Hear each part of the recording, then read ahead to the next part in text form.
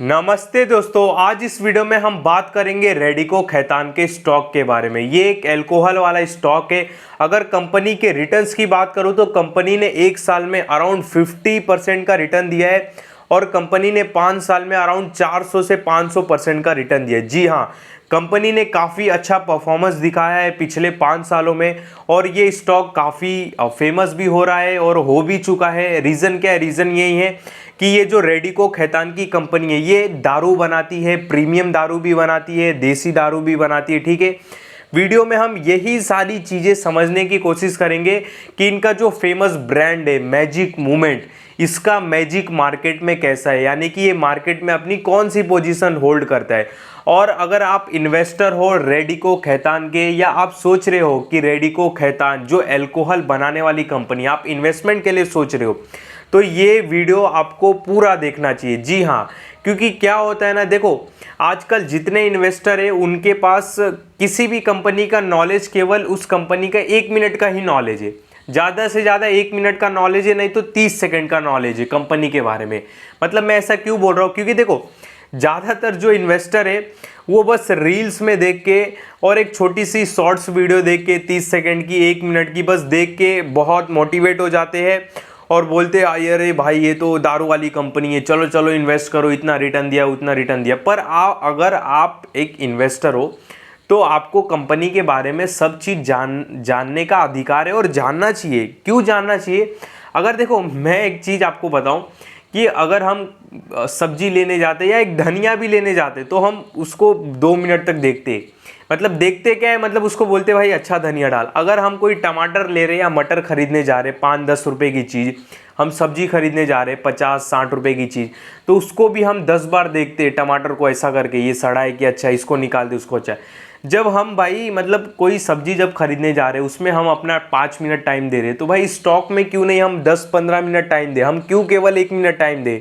ठीक है, तो मेरे बोलने का मतलब ये है कि केवल रील देख के कंपनी मतलब कंपनी पे सेटिस्फाइड नहीं हो। जानो कंपनी कैसा है, फंडामेंटल कैसा है, नेट प्रॉफिट कैसा है, इसका आरओई कैसा है, आरओसी कैसा है, रिजर्व कैसा है, सारी बातें जानो, फिर उसके बाद डिसीजन लो। वो आपके लिए बहुत बेटर होगा। ठीक है, यहाँ पे रेडिको खैतान, अगर मैं वीडियो स्टार्ट हो चुका है उतना मेरे वीडियो में चमक धमक नहीं रहता है।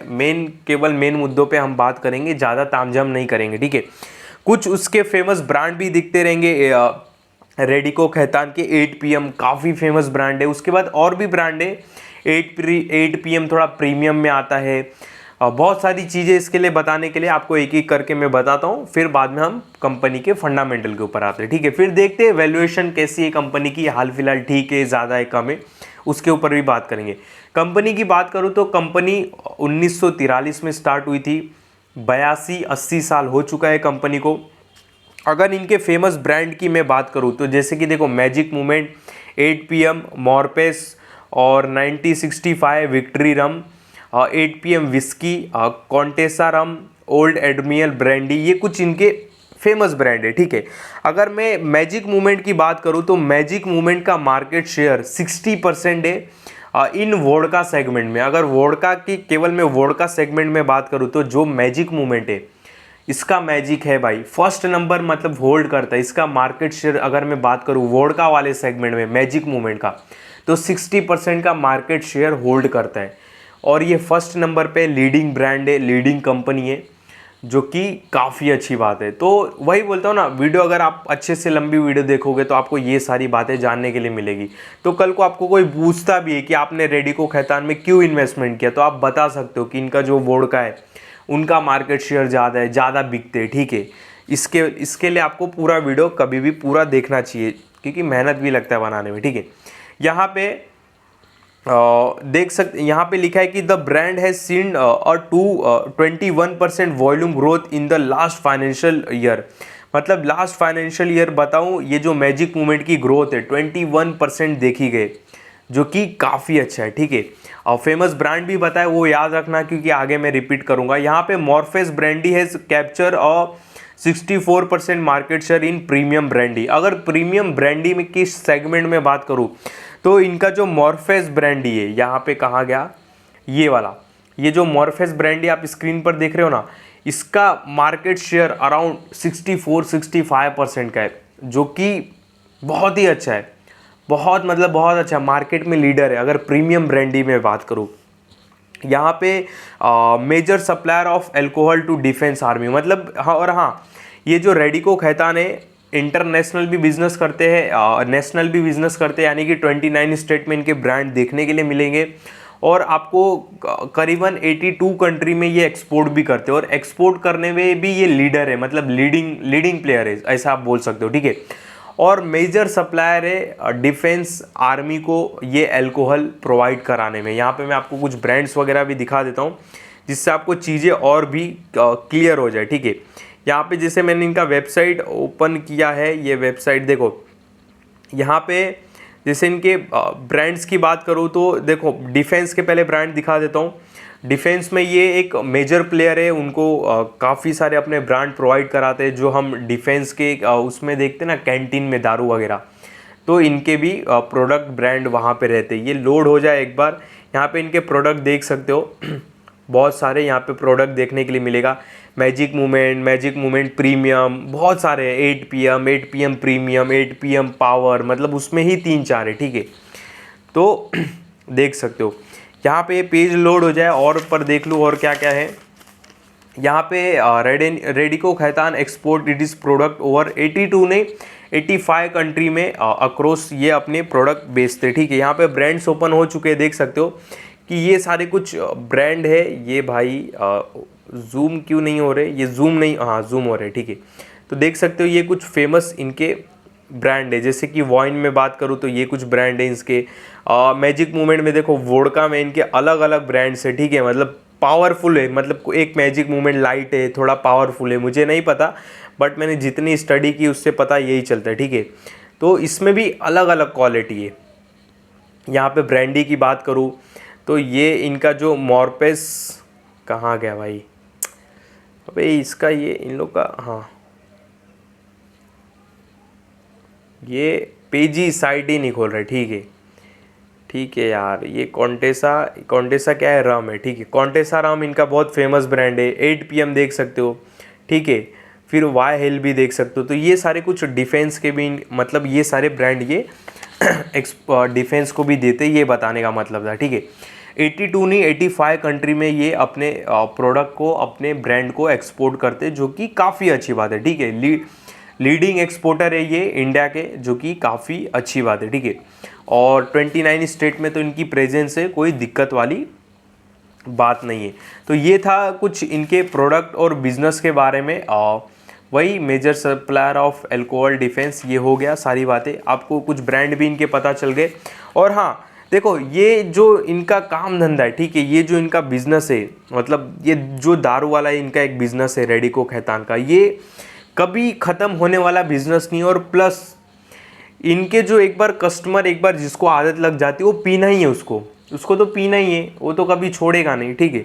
तो ये कुछ ऐसे सेक्टर वाले कंपनी है, इसके लिए इस पे मैं इतना फोकस डाल रहा हूँ, ठीक है। और आपको भी डालना चाहिए, आपको भी स्टडी करना चाहिए इसके ऊपर, ठीक है।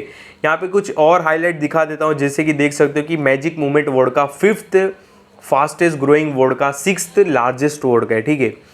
तो बहुत अच्छी बात है। और ये कुछ ऐसे मतलब ब्रांड बोलो या कुछ ऐसा बिजनेस है कि लोग शौक में भी पीते हैं, पार्टीज़ हो पीते ही है, जिसको आदत लग गई यार, मतलब अल्कोहल का तो बताने की ज़रूरत नहीं, किसको दारू की आदत लग गई तो आप पता है वो लोग घर बेच के पी जाते, ठीक है। तो ये कुछ ऐसा बिजनेस है। यहाँ पे 8 PM premium black whisky 4th fastest growing whisky है। मॉर्पेस की बात करूँ, Morpheus brandy 5th fastest growing brandy है, 9th लार्जेस्ट ब्रांडी है। 1965 स्पिरिट ऑफ विक्ट्री रम, ये डिफेंस वगैरह को भी ये ज़्यादा देते। 1st फास्टेस्ट ग्रोइंग रम है, 9th लार्जेस्ट रम है, ठीक है।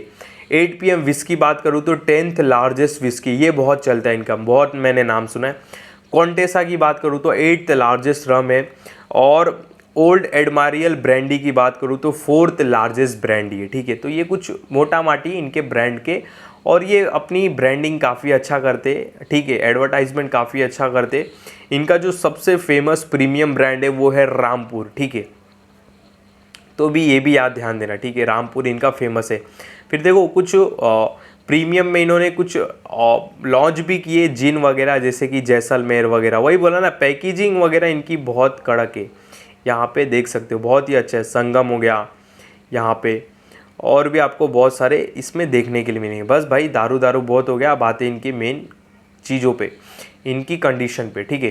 तो ये ओवरऑल बिजनेस था। अब आपको थोड़ा अच्छा लगता रहेगा एज अ इन्वेस्टर, या इन्वेस्ट करने के लिए सोचते रहोगे। अब चीज़ें थोड़ा क्लियर होती रहेगी ना आपको। अब मतलब आप खुद इस कंपनी से को मतलब खुद को इस कंपनी से जोड़ते रहोगे, ठीक है। तो यही मेरा मकसद है बोलने का आपको।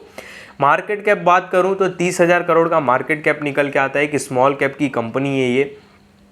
अगर आरओसी बात करूं तो 13 का है, और आरओई बात करूं तो 11 का है। आरओसी अगर 15 रहता तो अच्छी बात है, आरओई अगर 15 रहता तो अच्छी बात है।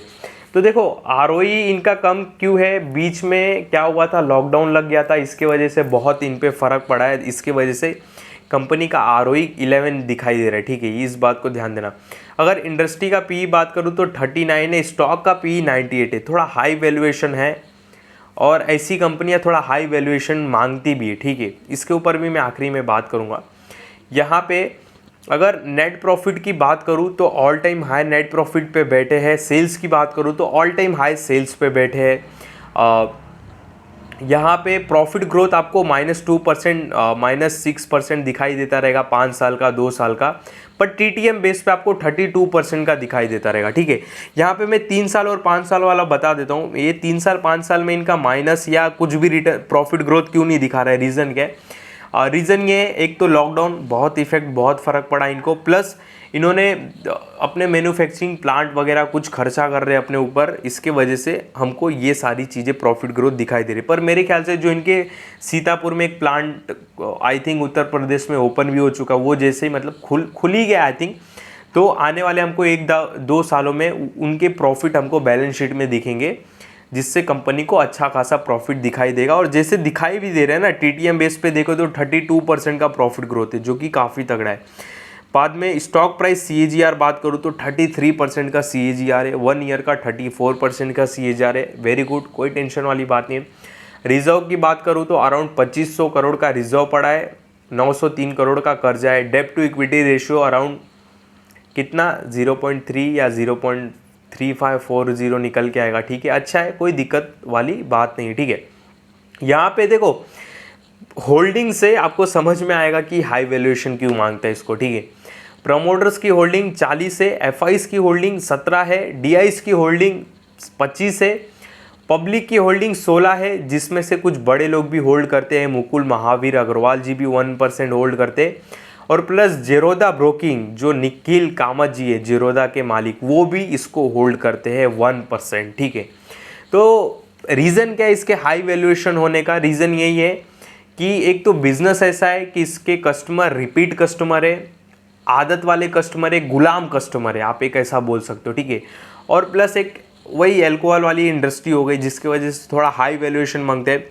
पॉपुलेशन बेस बिजनेस है, मतलब जैसे पॉपुलेशन बढ़ेगा, जैसे ही चिंगे पिंगे बड़े होंगे, पीना चालू करेंगे, और समझ रहे हो ना आगे की बातें, खुद इमेजिन कर सकते हो। तो कुछ ऐसा ये बिजनेस ही है कि इसको हाई वैल्यूएशन चाहिए, और इसके और इसी रीज़न के वजह से डीआईज, एफआईज और जेरोदा जैसे मालिक जो वो होल्ड कर रहे, ठीक है। रीज़न यही है, घुमा फिरा के बात वही आती है, अल्कोहल इंडस्ट्री, ठीक है। तो इनकी कहानी कभी ख़त्म नहीं होगी, ये लोगों की कहानी ख़त्म कर देंगे वो अलग बात है, ठीक है। तो इनकी कहानी कभी नहीं ख़त्म होगी, ध्यान देना। सारे पैरामीटर की बात करूँ तो ठीक है, वैल्यूएशन की बात करूँ तो थोड़ा हाई दिखाई देता है, बाकी आप अपने हिसाब से डिसीजन ले सकते हो। मैं आपको नहीं बता सकता चार्ट पैटर्न वगैरह, ये सारे रिस्ट्रिक्शन है सेबी की तरफ से।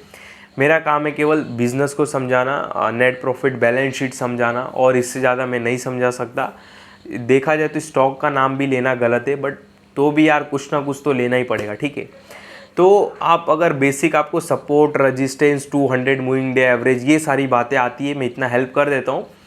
तो आप चार्ट पैटर्न 1 डे का लगाइए, इसके 1 डे का मैं बता रहा हूँ, ठीक है। आप उसके ऊपर स्टडी कर सकते हो, ठीक है। 1 वीक का नहीं, 1 वीक भी लगा सकते हो, बट 1 डे का लगाना तो आपको अच्छा पड़ेगा, ठीक है। 1 डे पे आप 200 moving day average, 50 day moving average, 20 day भी लगा सकते हो, ठीक है। ये सारी चीज़ लगा के देख सकते हो। बाकी वैल्यूएशन स्लाइटली मेरे को थोड़ा महंगा लगता है। और देखो ऐसी कंपनियों की वैल्यूएशन ज़्यादा भी रहती है क्योंकि ये बिज़नेस ही ऐसा है, ठीक है। तो आप अपने हिसाब से डिसीजन जो लेना है ले सकते हो, बाकी मैं इसमें आपकी कुछ हेल्प नहीं कर सकता, ठीक है। बाकी मेरे इस वीडियो में आपको कोई भी बाय सेल का कॉल नहीं है, ध्यान देना। जो भी बातें बताई केवल समझाने के लिए बताई, और मेरे किसी भी वीडियो में कभी भी बाय सेल का कॉल नहीं रहता है, इस बात का आप बहुत बहुत ध्यान देना।